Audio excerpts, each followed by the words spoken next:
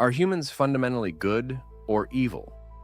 It's a question that has haunted philosophers, theologians, scientists, and everyday thinkers alike for centuries. It strikes at the very heart of what it means to exist, to live in society, and to relate to others. Is it in our nature to help a stranger in need, or to exploit them for our own gain?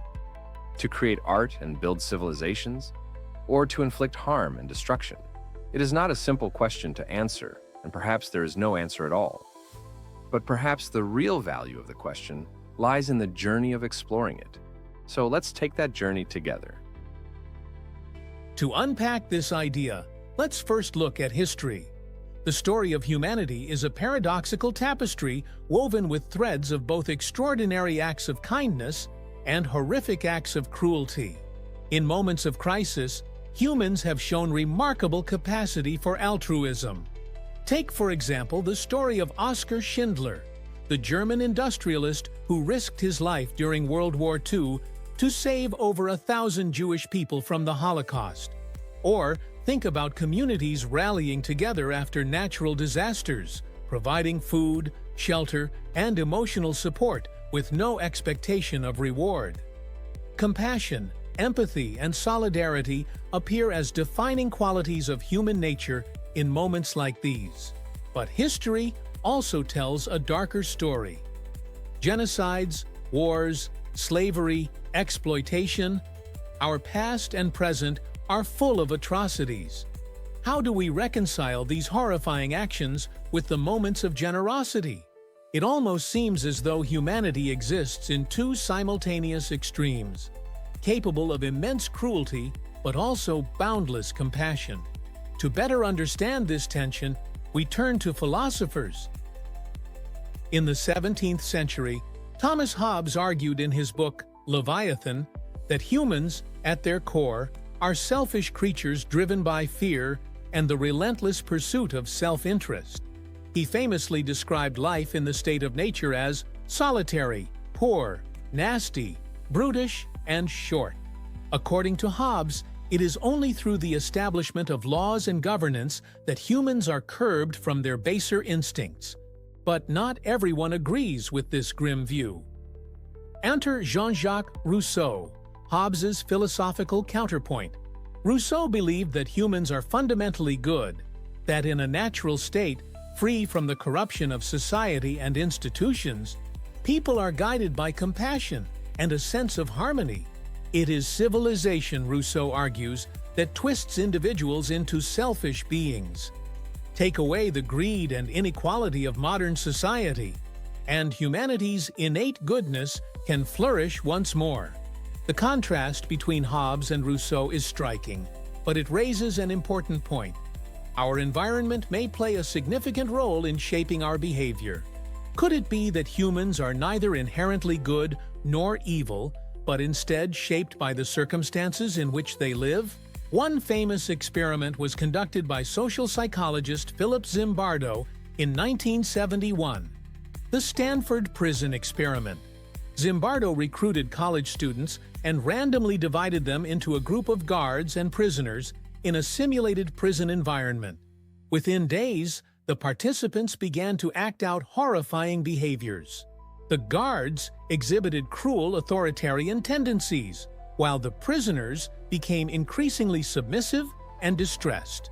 The line between role-playing and reality blurred, and Zimbardo concluded that circumstances, roles, power dynamics, and social expectations can bring out dark behaviors in seemingly ordinary people. On the other hand, experiments like those conducted by behavioral psychologist Daniel Batson reveal another side of humanity. Batson demonstrated that empathy, the ability to understand and share the feelings of others, can strongly motivate altruistic behavior. For example, when participants were exposed to another person's suffering and lived through their perspective emotionally, they were significantly more likely to help. It seems as though humans contain both seeds of good and evil, with the environment acting as the gardener, watering whichever side is most cultivated. So, should we worry that under the right conditions, anyone can become villainous? Or should we take comfort in the idea that everyone has the capacity for heroic kindness?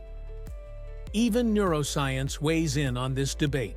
Studies of the brain have identified regions responsible for empathy and aggression. Mirror neurons, for instance, play a central role in allowing us to feel what others feel, generating compassion and connection. But the brain's amygdala is often associated with fear and aggression, responding to perceived threats, even when those threats are imagined. Interestingly, neuroscience also shows that humans are prone to favor their in-groups, those who belong to our social circles, our families, our communities, while often overlooking or even dehumanizing outsiders. Does this innate tendency toward tribalism explain some of our darker behaviors? Or does the capacity for empathy show that, deep down, we're wired to care for others? Maybe the truth about human nature doesn't lie in labeling us as good or evil at all. Instead, it might be far more complex. Consider the analogy of fire. Fire isn't inherently good or bad, it simply exists. It can be the warm glow that keeps us alive in winter, or the raging inferno that destroys forests. The difference lies in how we nurture it, how we direct its energy, and how we control it. Perhaps humans are similar. We have the potential for goodness and cruelty, but it's our choices and circumstances that determine which side shines brighter. And we can see evidence of this in ourselves. Think about the choices you've made today. When confronted with a difficult situation, a crying child, an argument with a friend, a beggar asking for spare change, how did you respond? Did you act with kindness, or did you ignore, lash out, or focus solely on yourself? These daily moments, small as they might seem, reveal the deeper truth of our nature. We are not fixed beings who are only good or only evil. We are dynamic creatures who continually balance between them, shaped by our biology, our environment, and, ultimately, the choices we make.